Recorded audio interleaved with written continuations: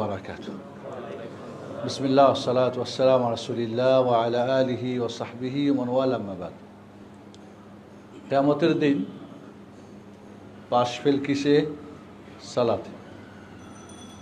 সালাত যদি রাসূলের সালাত না হয় তাহলে পাশ করা কঠিন হয়ে যাবে। এই জন্য আমরা ধারাবাহিক সালাতের উপরে আজকে কয় নম্বর পর্ব? 13 নম্বর পর্ব, রাসূলের সালাতের প্রশিক্ষণে। আমরা শুরু করেছিলাম যে রাসূলের কর্মগত বা কাজের সুন্নতগুলি 55টি। কয়টা সুন্নত? 55টি। এর মধ্যে কয়েকটা আমরা আলোচনা করেছিলাম যে সেজদার জায়গায় দৃষ্টি রাখতে হবে, পা দুইটা কেবলামুখী যেন সোজা হয়, এইভাবে বাঁকা বা এইভাবে বাঁকা যেন না হয়, একটু সামনে ঝুঁকে দাঁড়াতে হবে, হাত দুইটা কাঁধ বরাবর অথবা কান বরাবর দুইটা উঠাতে পারেন, তাকবীর এবং হাত একসঙ্গে হতে পারে। আল্লাহু আকবার, আগে তাকবীর আল্লাহু আকবার, এরপরে হাত উঠালেন, আগে হাত বাঁধলেন, তারপরে তাকবীর বলেন আল্লাহু আকবার। 3টা সুন্নত 3 ভাবে এক এক সময় এক একটা করবেন। হাত বাঁধার ব্যাপারে বলেছিলাম, তাহলে হাত উঠানো কাঁধ অথবা কান দুইটাই, আঙ্গুলগুলি নর্মাল থাকবে, না বেশি খোলা আর না বন্ধ, নর্মাল থাকবে। তাহলে আপনি আল্লাহু আকবার দুইটা করতে পারেন। কাঁধ ধরার কোনো সুন্নত না, কান ধরি যেটা আমরা, এটা সুন্নতের অন্তর্ভুক্ত না। হাত বলেছিলাম বাঁধা আর ধরা, একটা হলো রাখা, এইভাবে বলেছিলাম, এইভাবে এই একটা বুখারীর হাদিস, এটা হলো আবু দাউদের হাদিস, এটা হলো সহিহ ইবনে খুজাইমার হাদিস। আপনি এটা করতে পারেন, এটা রাখা। ধরা আপনি এইভাবে ধরতে পারেন অথবা আপনি এইভাবে ধরতে পারেন। এখানে ধরার কথা না, এখানে রাখার ব্যাপার। অনেকে এইভাবে ধরে না, তাহলে তো আপনার কী করলো, হাতের বাইরে চলে গেল না, তাহলে তো হাতটা এক হাতের উপর এক হাতের কথা আছে। এবার কোথায় রাখবো বলছিলাম আমরা, হাত ছেড়ে দেওয়ার একটা গ্রুপ আছে, কেউ নাভির নিচে বাঁধি আমরা, কেউ হয়তো পেটের উপরে, কেউ বুকে, কেউ ওইখানে। বলেছিলাম বিশুদ্ধ হাদিস বুকের উপরে আলা সাদর, এছাড়া ছেড়ে দেওয়া নিচে উপরের কোনো বিশুদ্ধ হাদিস নেই। কাজে আপনি বুকের উপরে এভাবে করতে পারেন। আর এইভাবে বলেছিলাম 2 আঙ্গুল দিয়ে ধরা, 3 আঙ্গুল দিয়ে 2 আঙ্গুল দিয়ে ধরা, 2-3 আঙ্গুল রাখা, এটা কোনো হাদিসে নেই। এটা আমাদের কিছু ফকিহীদের বানানো, এবং বলছেন মুস্তাহাব উত্তম। রাসূলেরটা উত্তম না কাউরি বানানোটা উত্তম হয়? সুন্নত উত্তম, মুস্তাহাব মানে সুন্নত। তাহলে হয় আপনি রাখেন অথবা ধরেন, দুইটা একসঙ্গে করবেন, এটা আপনি করতে পারেন। তবে আমরা যারা হাদিস পড়ি জানি, যেহেতু হাদিসের নাই, সাহাবী কি বলতে পারতেন না যে 2 আঙ্গুল দিয়ে ধরেছিলেন আর 3 আঙ্গুল রেখেছিলেন? এই আরবিটুক কি সাহাবীর জানা ছিল? বলতে পারতেন না, আমি যেটা করছি। তো এই জন্য আমাদের কোনো নাই, আপনি রাখেন ওকে, বাট আমরা বলবো সুন্নতের আমল করেন, এটা হবে উত্তম ইনশাআল্লাহ। আর যেহেতু পুরাটাই সুন্নত, কেউ ছেড়ে দিলেও তো, হাত ছেড়ে নামাজ পড়ে যারা, ওদেরও তো নামাজ হবে ইনশাআল্লাহ, নাম্বার পাবেন না।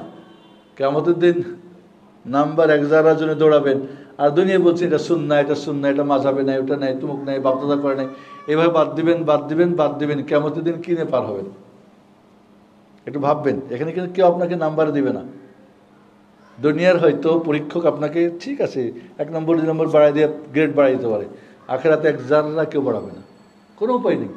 কাজে আপনি বিষয়টা চিন্তা করবেন, এই যে 72টা সুন্নতে একটাতে 10 নম্বর করে হলে কত হয়? 730 নাম্বার। আপনি কি ভাবতেছেন? এই নাম্বারটা কি এমনি রাসূল এমনি করছে? অবশ্যই নাম্বারের জন্যই তো দিয়েছেন। এবার আসি আমরা, এবার হাত বাঁধলাম, এবার আপনি এবার কি করবেন? আমার কাজ কি এখন? আমাকে রুকুতে যাওয়া।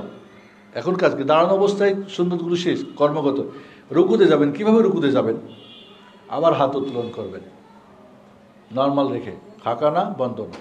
আল্লাহু আকবার, কাঁধ বরাবর অথবা কান বরাবর। তাহলে আপনি এবার রুকু যাবেন, আমাকে একটু হেল্প করেন, আসেন। এবার আল্লাহ বললে রুকুতে যান। আপনি কোথায়? এখানে দাঁড়াবেন না, এইভাবে দাঁড়ান, এইভাবে।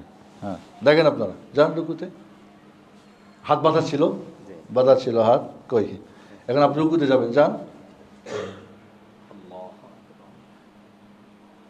সমান হতে হবে। হ্যাঁ, দেখেন এখানে কয়েকটা সুন্নত। মাথা, পিঠ, কোমর সমান হওয়া, দুই হাত এখানে ফাঁকা থাকা, ঠিক আছে, দুই পায়ের মধ্যে ফাঁকা থাকবে, আঙুলগুলি খোলা থাকবে, আঙুলগুলি থাকবে খোলা, এটা কিন্তু খোলা রাখাই সুন্নত। আঙুল খোলা, পাঁজরের সাথে হাত, পিঠ, সব সুন্নত কিন্তু এগুলো সবই সুন্নত। এইভাবে দৃষ্টি থাকবে সেজদার জায়গায়। অনেকে সেজদা করে কি দুই পায়ের মাঝে বা দুই বুড়ো আঙ্গুলে, না, এরকম কোনো দলিল নেই। আপনি রাখতে পারেন, রাখেন, আপনার সমস্যা নেই, কিন্তু বলবেন দলিল নাই। তাহলে এইভাবে আপনি রুকুটা গেলেন, তাহলে এগুলি সবগুলি কি সুন্নত। সমান করা, হাত এ করা, এভাবে ধরা, এই সুন্নতগুলি অনেকে আমি দেখেছি আমরা খেয়াল করি না। এরপরে আপনি এখন এই দাঁড়াবেন। এবার এখন এখানে আমাদের রুকু অবস্থায় সুন্নতগুলো শেষ। এবার আমি দাঁড়াবো। কিভাবে দাঁড়াবো? আমি আবার সামি আল্লাহু লিমান হামিদা বলেন, উঠেন, আবারও হাত দুটো উত্তোলন হবে। অনেকেই করে কি হাত বুক পর্যন্ত ওঠায়, এই পর্যন্ত না, কাঁধ অথবা কান। অনেকে করে কি আল্লাহ না, সুন্নত হলো না, বা আপনি বকিল হলেন আর কি। হ্যাঁ, বা হাতে কি ব্যথা থাকলে আলাদা কথা, কারণ হাত উঠাতে ব্যথা হয় সেটা আলাদা কথা, চেষ্টা করছেন। তাহলে এখানে আপনার যখন উঠবেন তখন আবার রুকুতে গেলেন, আপনি হাত দুইটা খোলা, আপনি, আমার একটু কোমরে ব্যথা আছে, কালকে সফর গিয়েছিলাম, দেখেন চেষ্টা করবেন আপনি তাহলে চেষ্টা করেন এভাবে। এবার আপনি বলবেন সামি আল্লাহু লিমান হামিদা, একসাথে আপনি উঠে যান, পরে বলেন সামি আল্লাহু লিমান হামিদা। ওকে, আপনি রুকুতে বলেন সামি আল্লাহু লিমান হামিদা। তাকবীরের তাহরিমে যেরকম তিনভাবে, এখানেও তিনভাবে আপনি করবেন, এটাও সুন্নত। একটা খালি বলবেন তাহলে না, রাসূল তিনভাবে করেছেন সহজের জন্য। এবার আপনি হাত উঠালেন, এবার আপনার কাঁধ, এখানেও হাত নর্মাল থাকবে, কাঁধ বরাবর অথবা কান বরাবর উঠাবেন। এই কয়েকটা সুন্নত।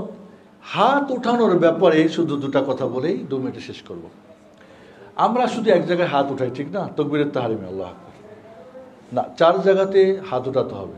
বিশুদ্ধ হাদিস দ্বারা প্রমাণিত, আশারে মুবাশশারা 10 জন সুসংবাদ প্রাপ্ত জাতের হাত উঠাতেন।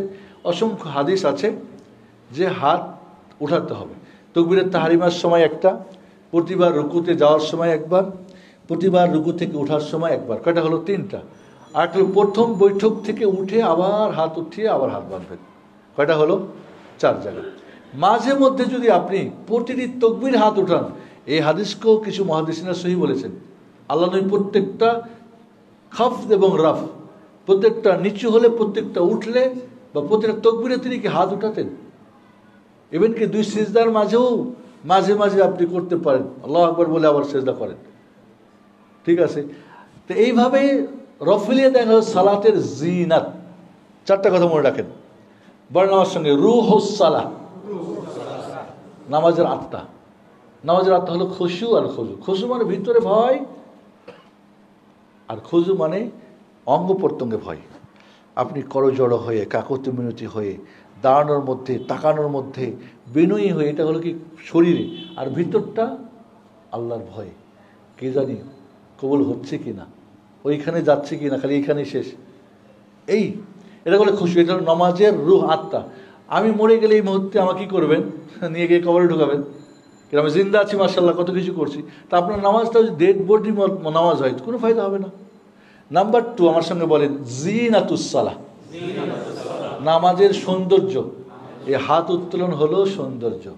হ্যাঁ, নড়ানড়ি করে, কয় মাছি মারে, অনেকে বলে মাছি মারে বেটা, এই কি করে বাতাস করে না। ইন্টারন্যাশনাল কাউরের কাছে সারেন্ডার হওয়া মানে কি? কোনো যুদ্ধের ক্ষেত্রে যদি 1 লক্ষ সৈন্যকে মেরে বলে শেষ, ওরা আর মারা যাবে না, আপনি বারবার বলছেন, প্রথমে বলছেন আমি সারেন্ডার, আবার বলছেন আমি আপনার কাছেই সারেন্ডার হলাম, আবারও বলছেন আমি আপনার কাছে। এই বারবার হাত উঠিয়ে নামাজের এই গোলামি, এই দাসত্ব, এই আল্লাহর দাস প্রমাণ করার সবচেয়ে সুন্দর একটা নিয়ম। তাহলে নামাজের সৌন্দর্য হলো না? আপনি গোলাম, আরেকটা হলো কি আমার সঙ্গে বলেন, শিআরুস সালাহ, সালাতের ইউনিফর্ম। একটা লোক যদি বারবার কিছুদিন পরে পরে আল্লাহ আকবার বলে, আল্লাহ আকবার, কি বুঝবেন লোক তো নামাজ পড়তেছে? এটা হলো নামাজের ইউনিফর্ম। আমি যদি ডাক্তার ইউনিফর্ম পরি বলবেন ডাক্তার, আমি জজ সাহেবের পড়ি বলবেন জজ, যদি পুলিশের পড়ি বলবেন পুলিশ, আর্মির পড়লে আর্মি। আমি যদি কি পড়ি, ওই উকিলের তো উকিল। আমি যখন আল্লাহ আকবার কিছুক্ষণ পরে পরে বলছি, বুঝবেন এখানে সালাত হচ্ছে, এটা ইউনিফর্ম অফ সালাত। এই তাকবীর কত বলেছিলাম, নামাজে আর একামতে আর আজানে সব মিলে আমরা 380 বার বলি আল্লাহ তুমি মহান, সবচেয়ে বড়। আর আমাদের সব কাজে বলে দিই আল্লাহ তুমি সবচেয়ে ছোট, নাউজুবিল্লাহ। ইনশাল্লাহ আমি এই সবগুলির অর্থ বলবো পরে, এই প্রতিটির অর্থ বলবো, কেন হাত উঠান, কেন তাকবীর কি, প্রতিটির মিনিংফুল একটা অর্থ, সুন্দর অর্থ আছে, এগুলো আমরা বলবো। তাহলে কি হলো, শিআরুস সালাহ ইউনিফর্ম, তাকবীর, আল্লাহু আকবার, আল্লাহু আকবার, আল্লাহু আকবার কিছুক্ষণ পর পর। তাই আরেকটা হলো কি আমার সঙ্গে বলেন, সিররুস সালাহ, নামাজের মূল ভেদ, হাকিকত, মূল কেন নামাজ পড়েন, এটা হলো আল ইকবাল ও আল্লাহ, আল্লাহ অভিমুখী হওয়া। নামাজ পড়ে যদি আল্লাহ অভিমুখী না হন, নামাজ পড়লেন আর ডানে বামে দৌড়ালেন, এই নামাজ মিথ্যা নামাজ। নামাজ যদি আপনাকে আল্লাহ অভিমুখী না করে, তাহলে বুঝবেন এই নামাজের আসল জিনিসটাই আপনি হারিয়েছেন। এই নামাজ কিয়ামতের দিন আপনাকে পাস করাবে না ফেল, সেটা আমি বলছি না, ওটা পাস ফেল আল্লাহর হাতে, আমি কেন নিয়ে নিব। কিন্তু ভাববেন এই নামাজ আপনার কি হবে। আল্লাহ সুবহানাহু ওয়া তাআলা আমাদেরকে রাসূল সাল্লাল্লাহু আলাইহি ওয়াসাল্লামের সালাতের প্রশিক্ষণ করে, শিক্ষণ গ্রহণ করে আমাদেরকে সঠিকভাবে সালাতের তৌফিক দান করা, আমিন। আসসালামু আলাইকুম রাহমাতুল্লাহ। যত প্রশ্ন সব রাখেন, একবারে শুনবার উত্তর দেবো ইনশাআল্লাহ। জাযাকুমুল্লাহ খাইর। সুবহানাকাল্লাহুম্মা ওয়া বিহামদিকা, আশহাদু আল্লা ইলাহা ইল্লা আনতা, আস্তাগফিরুকা ওয়া আতুবু ইলাইক।